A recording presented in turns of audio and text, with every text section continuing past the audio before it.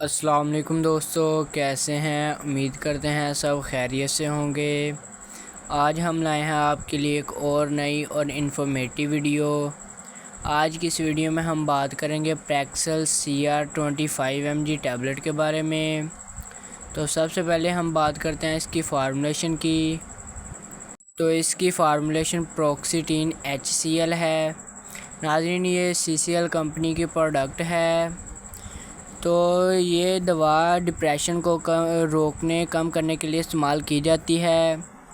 تو ناظرین، اگر آپ ہمارے چینل پر نئے ہیں تو ہمارے چینل کو سبسکرائب کرنا، بیل آئیکن کو آن کرنا تاکہ ہماری آنے والی ویڈیوز کی انفارمیشن سب سے پہلے آپ تک پہنچ سکے۔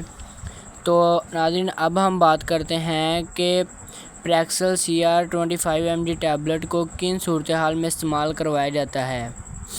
ناظرین، اسے ذہنی دباؤ اور ٹینشن کے لیے استعمال کروایا جاتا ہے، اور اس کے علاوہ یہ دوا ڈپریشن کو ختم کرنے کے لیے بھی استعمال کی جاتی ہے۔ یعنی کہ جن لوگوں کو ڈپریشن کا مسئلہ ہو، یعنی کہ ان لوگوں میں ڈپریشن کو کم کرنے کے لیے استعمال کروائی جاتی ہے، اور یہ دل کی گھبراہٹ، ذہنی ٹینشن اور پریشانی کو ختم کرنے کے لیے بھی پریکسل ٹیبلٹ کا استعمال کروایا جاتا ہے۔ تو یہ ان سب مریضوں کے لیے انتہائی مفید ثابت ہوتی ہے۔ تو ناظرین، اب ہم بات کرتے ہیں کہ اس دوا کے نقصانات کیا ہیں، سائیڈ ایفیکٹ کیا ہیں۔ تو اس کے زیادہ لمبے عرصے تک استعمال کرنے سے الٹی کی کیفیت ہو سکتی ہے، متلی کی کیفیت ہو سکتی ہے، کمزوری ہو سکتی ہے، سر میں درد ہونا شروع ہو جاتا ہے، پیٹ خراب ہو جاتا ہے، اور اس کے علاوہ دل کی دھڑکن بہت زیادہ بڑھ جاتی ہے۔ تو ناظرین، اب ہم بات کرتے ہیں اس دوا کو کن افراد کو استعمال نہیں کروایا جاتا۔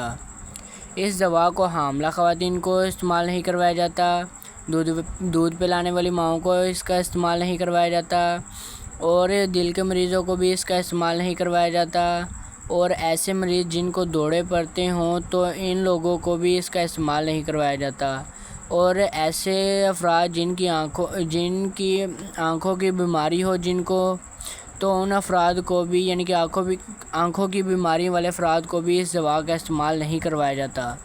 اگر انہیں استعمال کرنا بھی ہو تو انہیں چاہیے کہ اپنے ڈاکٹر سے رجوع کریں۔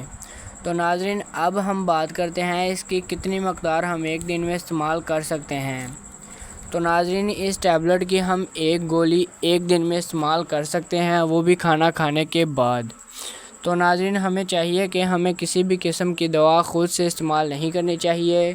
دوا کو استعمال کرنے سے پہلے چاہیے کہ اپنے ڈاکٹر سے رجوع کریں اور اس کے مشورے سے ہی دوا کا استعمال کریں۔ تو ناظرین، ملیں گے ہم ایسی ہی انفارمیٹیو ویڈیو کے ساتھ۔ آج کی ویڈیو میں اتنا ہی۔ تب تک کے لیے اپنا اور اپنے پیاروں کا خیال رکھیے گا۔ اللہ حافظ۔